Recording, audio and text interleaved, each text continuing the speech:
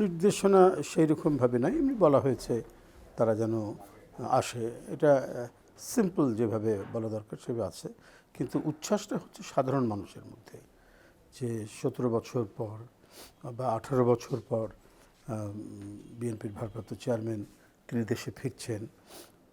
একটা তো দলের নেতাকর্মীদের তো একটা উচ্ছ্বাস আছেই, এর সাথে যারা সাধারণ সমর্থক বা জাতীয়তাবাদী শক্তির অংশ, তারাও একেবারে উৎকণ্ঠিত।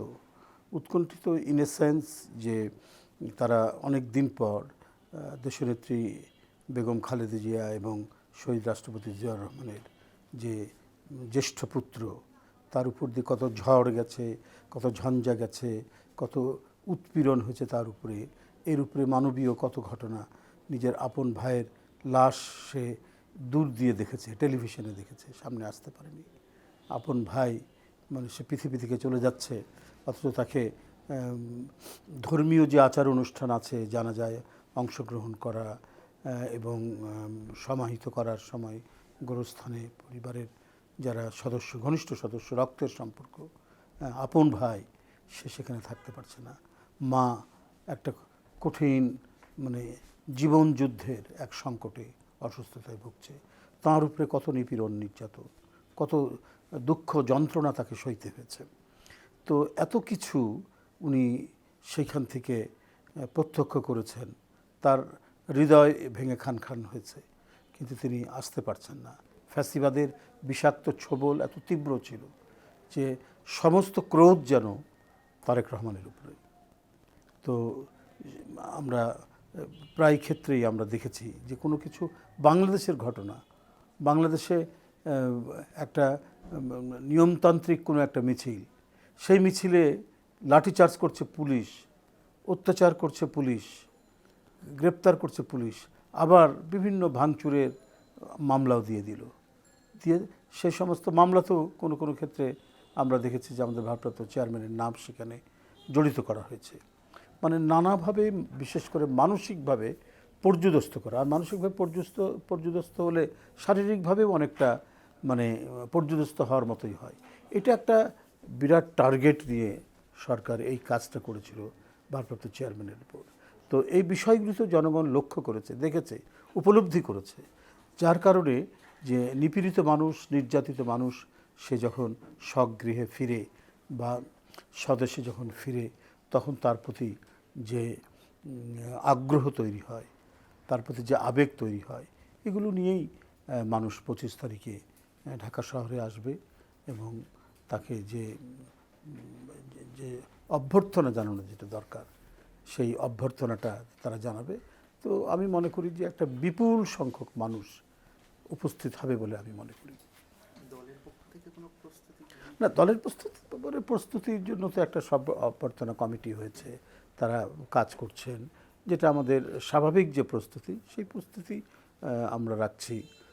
আমরা গতকালকে এই কমিটির পক্ষে মিটিং করেছি, বিভিন্ন এলাকায় আমাদের যে সাংগঠনিক নেতৃবৃন্দ আছেন, বিশেষ করে ঢাকার আশেপাশের জেলাগুলো, তাদের নেতৃবৃন্দর সাথে আমরা বলেছি যে আপনারা সবাইকে সংগঠিত করে বা সেখানকার মানুষজনকে আপনারা খবর দিয়ে তারা যেন সবাই ঢাকায় আসে। তো এই কাজগুলো আমরা ভাগ করে দিয়েছি সবাইকে, ঢাকা মহানগর, ঢাকার আশেপাশের জেলা। আর একটা তো আহ্বান জানানো আছেই, 25 তারিখে উনি আসবেন, সবাই অভ্যর্থনা জানাতে ঢাকায় আসবে। জনগণের মধ্যে থেকে তো একটা বিপুল সংখ্যক মানুষ আসবে। তো এর জন্য আর প্রস্তুতি লাগে না, এটা জনগণ নিজেই প্রস্তুত হয়েছিল যে কবে বিএনপির ভারপ্রাপ্ত চেয়ারম্যান আসবে। সেই প্রস্তুতির অংশ হিসাবে, অর্থাৎ তারা আগে থেকে মানসিকভাবে তাদের যে প্রস্তুতি ছিল, আমার মনে হয় সেদিন ঢাকা শহরে একটা বিপুল জনস্রোত তৈরি হবে, মানুষের বিশাল ঢল তৈরি হবে বলে আমার বিশ্বাস। তবে আমরা এটাকে ওই একটা কথা আছে না যে অতি অতিশয়োক্তি করা, যে কোনো জিনিসের মানে একটা বাড়াবাড়ি করা ইয়ের নামে, সেইটা ব্যাপারে আমরা খুব সতর্ক। সবাইকে নির্দেশ দেওয়া হয়েছে যে ওই সব যেন সুশৃঙ্খল থাকে, সাধারণ মানুষের যাতায়াতে যেন কোনো অসুবিধা না হয়, এবং যেটা মানুষের কাছে দৃষ্টিকটু না হয় এই ধরনের ব্যানার, ফেস্টুন, ছোট ছোট পতাকা এগুলো হয়তো মানে অ্যালাউ করা হয়েছে যে এগুলো তারা নিয়ে আসতে পারে, কিন্তু বিশাল ব্যানার বা মানুষের চোখে দৃষ্টিকটু লাগে এই ধরনের কোনো কিছু সেখানে হবে না। স্বতঃস্ফূর্ত মানুষের উপস্থিতি এবং তার প্রতি হাত নেড়ে যে অভিবাদন যেটা দেওয়ার, সেটাই আমি মনে করি যে ঢাকাবাসী এবং সারা দেশের মানুষ যারা আসবে সেদিন তারা সেটাই করবে বলে আমার বিশ্বাস। ভারপ্রাপ্ত চেয়ারম্যান, তারপর দেশনেত্রী বেগম খালেদা জিয়া ইনশাল্লাহ সুস্থ হয়ে উঠবেন। তাদের তো নিরাপত্তার ব্যাপারটা তো অবশ্যই এটা আমাদের সবচাইতে প্রাইম টাস্ক। এটা একটা সুপ্রিম অ্যাক্ট দলের on behalf of our party, দলের পক্ষ থেকে এই কাজটা তো করতে হবে। তাদের নিরাপত্তার বিষয়টা তো অতীব প্রয়োজনীয়। হ্যাঁ, তো এটা তো পার্টি দেখবে যে কিভাবে নিরাপত্তা নিশ্চিত করা যায়, কিন্তু নিরাপত্তার মূল দায়িত্বটা সরকারের। আমরা বারবার বিভিন্ন সভা সমাবেশে তার নিরাপত্তা, যাতে উপযুক্ত নিরাপত্তা নিশ্চিত করা হয়, সেটা আমরা সরকারকে বারবার বলে এসেছি। মূল যে নিরাপত্তার বেষ্টনী সেটা তো সরকারকে দিতে হবে।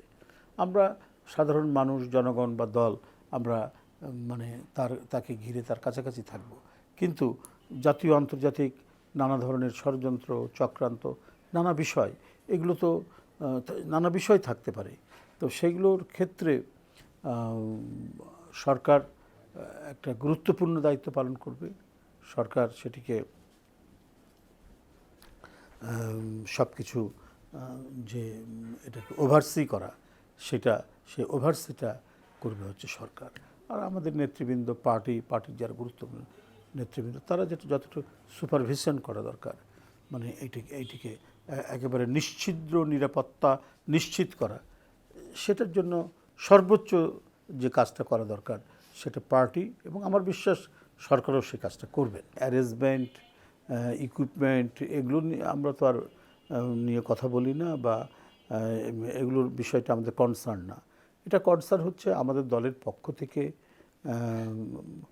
নেতৃবৃন্দ যারা কথা বলছেন বা সিকিউরিটির দায়িত্বে যারা আছেন। যেমন আজকে একজনকে দায়িত্ব দেওয়া হয়েছে প্রধান নিরাপত্তা কর্মকর্তা, এখন তারাই কথা বলবেন, তার টিম গিয়ে মানে কথা বলবে, দেখবে, তারা মানে ওভারসি করবে, এবং কি বলে যে সেখানে যে সমস্ত মানে মানে নিরাপত্তা বেষ্টনী তৈরি করা বা একটা সুরক্ষা তৈরি করার জন্য যা যা করণীয় সেটা করবে। আমরা এখনও নিশ্চিত না, তবে আমি মানে প্রথম পর্যায়ে বলতে পারি যে হয়তো এয়ারপোর্ট থেকে নেমে এভারকিরে যেতে পারেন, যেটা মানে ইয়েতে মনে হয় আর কি, অবস্থা দৃষ্টে যেটা মনে হয়। তারপরে কোথায় উঠবেন, কোন বাসায় উঠবেন, এ বিষয়টা আমার এখনও জানা নেই। গুলশানও তার অফিস, পল্টনও তার অফিস। যখন যে অফিসে উনি কাজ করবেন বলে মনে করবেন, তখন সেই অফিস থেকেই কাজ করবেন। যেমন এখনও করেন, ভার্চুয়ালি গুলশান অফিসও করছেন, পল্টন অফিসও করছেন, তখনও আমার মনে হয় তাই করবেন।